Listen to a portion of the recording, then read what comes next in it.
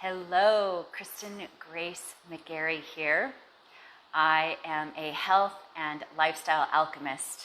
I have many degrees in Asian medicine, acupuncture, herbology, homeopathy, biological medicine, neural therapy, perineural therapy, advanced cranial sacral therapy. I have many tools in my toolbox. One includes functional medicine, functional blood chemistry analysis. I'm an author and an international speaker as well. And I'm here to continue my series on empowerment, inspiration, and really showing up in service to all of my Facebook friends and family. Some of you may already be aware of who I am and be connected to me, and others we might be meeting this time for the first time. So welcome. Today I'm going to address stress. And I have discovered in working remotely with patients over this last week how stressed people are. I also have a team of people helping me better help all of you, and they're feeling stress, and we're having conversations about that. And one thing that's come up for people is stress eating. So when we're feeling stressed, how are we managing our feelings? And some people are reporting to me that they are reaching for food, comfort foods. And so I wanted to talk about these habits and what goes on with us when we are under stress, and give you some tips, give you some tools in your toolbox so that you can experience more freedom and vibrancy instead of feeling locked into these old habits or what I call strategies of protection. So there's a lot going on in our world, and a lot of it we have no control over. We only have control over ourselves. And hopefully everyone is isolating and staying safe. Isolating not because we're afraid of getting sick, but isolating out of responsibility for our global community in not burdening or overwhelming the healthcare system, so that people who really need care can get care. And there are enough beds in ICU, and there are enough ventilators, and there are enough physicians and nurses who can help someone who just had a heart attack or a stroke, or can help someone having breathing issues because of COVID or an asthma attack. And so I'm inviting everyone to isolate. And in our isolation, we're often with ourselves and going deeper inside and noticing the stress, and noticing perhaps old patterns that we have or old habits for dealing with stress. I'm on a lot of keto groups because I'm an author of Holistic Keto for Gut Health, a program for resetting your metabolism. And on these keto groups, people are saying they don't want to do keto anymore. They don't want to eat well anymore. They're too stressed. So my invitation to you is to look at how you may be managing your stress. Oh, thank you, everyone. Hello, Michelle. I'm just seeing that people are online. Hello, Omar. Hello, Richard. Thanks for joining me. If you have questions or comments or something specific you're dealing with around stress in this time, please send me a note, send me a message. Let's talk about it. Let me share some of my tips and tricks with you, so that you can have more tools in your toolbox and be more empowered during these coming weeks and months. So back to stress and using food as comfort. One of my strategies for working with stress eating and using food for comfort is to take a moment and go inside and notice where in your physical body are you holding the stress? So take a moment to do that. Do you notice it in your shoulders, your chest, your abdomen, your head? Where are you holding stress right now? Just notice and just honor that this is where your body is showing you. And next, notice the ways in which you manage stress right now. Is it with food? Is it exercise? Is it watching a lot of TV or movies? Is it being on Facebook and kind of scrolling? I call it the space out scroll. Just kind of scrolling and scrolling, looking for something to stimulate you because it might be uncomfortable right where you are in your body, or it might be a habit. So begin to identify the ways you've been coping with stress this week. Heighten your awareness. Have you been more irritable, so you're taking it out on your family or friends? Have you felt more quiet and isolated? Have you been crying? Just notice how you're expressing it.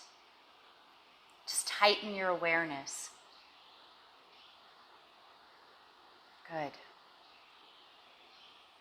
Next, identify that pattern, or one or two or three. Just choose your top one, your top go-to when you're stressed. What do you do? How do you manage it? And now, recognize whatever that strategy is and have great gratitude for it, because it served you at a certain time in your life. So we don't want to throw away or get rid of these strategies of protection. We want to harmonize them. This is a different concept because many times we want to push things away that we don't like. We're like, ooh, let's not do that. Ooh, no, I don't want that. But I'm going to invite you to bring it in, welcome it in, and honor it, and have gratitude for it, because it served you at one time in your life. It just may not be serving you now. So honor that, say thank you for it. And next, I invite you to go back in your own personal timeline, your history. Quiet yourself for a moment, go back in your timeline, and ask your body, ask your unconscious to show you the very first time you recognized this strategy of protection, you used this strategy of protection, or you learned this strategy of protection. Hi, Bobby. I will get to some healthy snacks very soon. Thanks for being here. So Bobby is asking about healthy snacks, which I will address as soon as we're done with this process. So hang in there with me. Once you've identified a younger part of yourself that first felt you utilize this strategy, or perhaps you saw your family of origin or a caretaker utilizing this strategy, just use your imagination. It doesn't have to be perfect. It doesn't have to be a big situation. Just do your best to allow. For me, age 2 comes up for me. I have no other content on that. I'm just going to trust my unconscious. So I work with this 2-year young part of me and check in with her and recognize that she was in an environment where my mom stress ate all the time. That she shoved her emotions down by using food because she didn't feel safe and she didn't have the tools to express it herself. And so just notice what age comes up for you in your own timeline in history. And then I'm going to comfort my 2-year young self. I'm going to be her adult right now. My mom did her very best with the tools she had, but I'm going to take care of my 2-year young part. And I'm going to reassure her, I'm going to model for her from my higher self that she doesn't need to use food for comfort.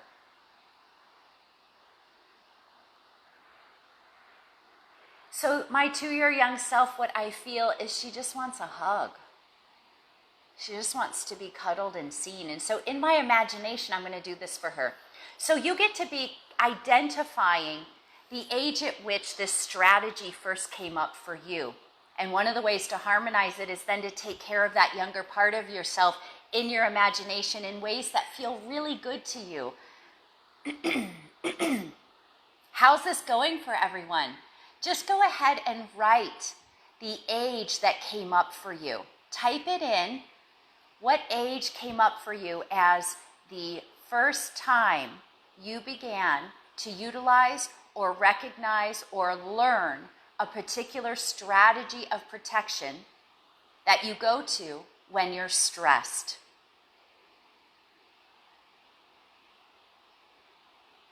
Mine was 2.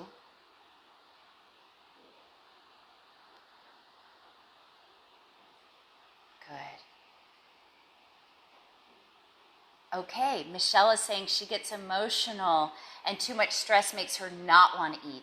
So she's having a manifestation of the stress in a different way. Some people stress eat and other people avoid food. All right, ages are coming in. Thank you, Richard. 1 year old, good. Omar, 8, excellent, well done to connect with these parts of yourself. So recognize that this younger part of yourself is not your higher adult self. It's not your higher spiritual self. Recognize that there was an unmet need in this younger part of you. And you're going to, Bobby came in at 3 years young, Michelle came in at 8 years young, beautiful. So recognize this younger part of you had an unmet need, a very basic unmet need. Discover that unmet need. What was it for? For me, it was for love. Find what it was for you. And go ahead and type one word. What was your unmet need at that age? Mine was love. My little one in my imagination wanted a hug. She wanted a cuddle. What's yours? What's your unmet need? I'll give you some options. Love, safety, safe touch, compassion, nourishment. I worked with a patient once who was deprived food and sustenance at a young age because her parents were really out of balance and struggling in many ways. And so for her, she used food as medicine to self-soothe because she didn't get literal nutrients as a child. Great, Richard's coming in with being heard, a really powerful unmet need for people. Thank you. Beautiful, being heard. So now, Richard, how can you listen to this younger part of you? The 1 year young part of you that might have even been pre-verbal, how can you hear his needs in a different way? With spiritual ears of listening and understanding. Go ahead and connect to the younger parts of you. Bobby's coming in with protection. Feeling safe would be the unmet need. Beautiful, feeling safe. So connect, Bobby, to feeling safe. And how in your imagination can you help this younger part of you feel safe in your imagination right now? Do you need to remove her from a situation? Do you need to surround her with rose petals? Do you need to put a cloak of invisibility around her? Do you need to hug her and cuddle her? Michelle's coming in with home, an unmet need for home. And Michelle, I'd invite you to even go deeper. What does home mean to you? Does it mean acceptance? Does it mean unconditional love? Does it mean safety? Find this unmet need that home has represented for you. Beautiful, everyone. All right, and as we show up for that younger part of ourselves and find ways that feel really good in our imagination to meet those needs, I'll invite you to keep checking back in with this younger part of you over the next 4 days, 1 or 2 times a day, to check in with this part of you and see what else they may be needing, what other unmet needs are showing up for them. And then in your best, highest self, do your very best to meet those needs in your imagination. And begin to notice how some of those needs were creeping through your adult self in your interactions, in your relationships, in your desires, in work, and possibly in how you nourish and nurture yourself. And see if things don't begin to change. So let's dive again back into food and using food as medicine. And when people are stressed, they can overeat or undereat. Let's talk about actual self-sustenance and nourishing your mind, body, and spirit. Often when the body is craving something, it can mean that you're craving something emotionally or spiritually. And so before you go to putting food in your mouth, sit with your physical body and check in and ask your higher self, is this an actual physical need for nutrients? In which case, usually leafy greens or protein will feel, or some healthy fats will feel very satisfying.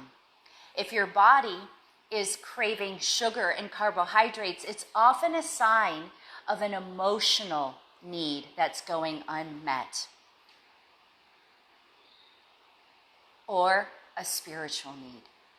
So you can begin to identify, ask your body and your higher self, where is this craving or this desire for food coming from? From where has this arisen? And then do a deeper dive. You can journal about it.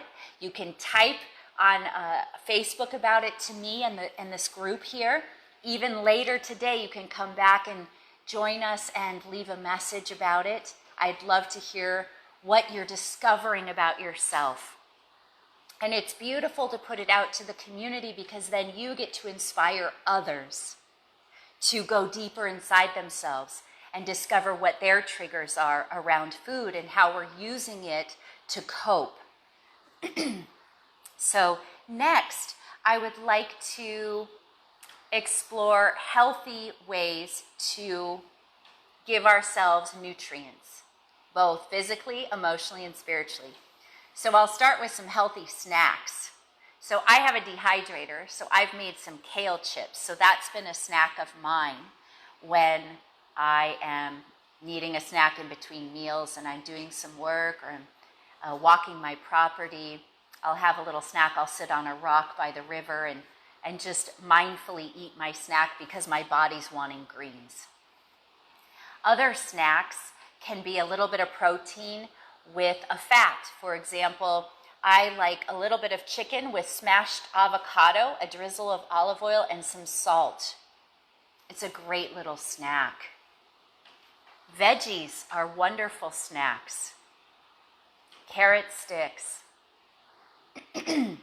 I often will make a lot of salad veggies, and then I just add them on top of my fresh lettuce and spinach from the garden. So I use my Cuisinart, my food processor, and there's a shredder on it. And I put my carrots in and my beets and my fennel and my radishes. Sometimes I'll chop up a little ginger on the side. Cucumbers do not work in that shredder, so don't do that. Just chop them. And I put them all into a container. I tend to keep cucumbers separate if I'm doing cucumbers. And then I just take a handful of that and put it on my lettuce and salad greens and spinach stuff. So that can be an easy little salad snack. I also have been making salmon salad, and I don't use conventional mayonnaise. I often add capers and fresh turmeric root and ginger root chopped up to it. And I love my wild salmon salad. And that can be a really nice snack with some carrots, or I can put that on top of my salad. Let me hear if some of these snack ideas are helpful. I also, because I have a dehydrator, I make beef jerky for myself. So let me hear if some of these snack items are helpful and what else you like, and I can help you. I made banana muffins because I have bananas on the property recently with very few flours. I use coconut flour and a tiny bit of arrowroot, but it's a very low carbohydrate. I use a lot of chia seed and flax meal in it. And you can find that recipe, and you can find other recipes like my vegan, keto, paleo-friendly avocado brownies.